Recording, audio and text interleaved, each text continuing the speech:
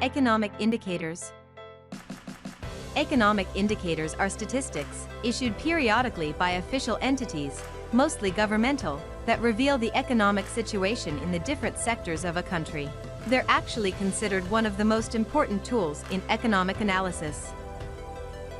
Through economic indicators, we're able to measure performance in relation to growth, inflation, the currency market, business sector, housing sector, and so much more. Essentially, these indicators convert a country's economic situation into numbers, which we can use to find out whether it's in a state of growth or stagnation.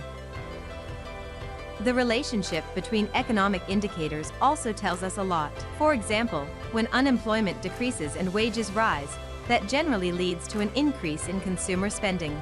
That, in turn, would theoretically boost activity in the business sector.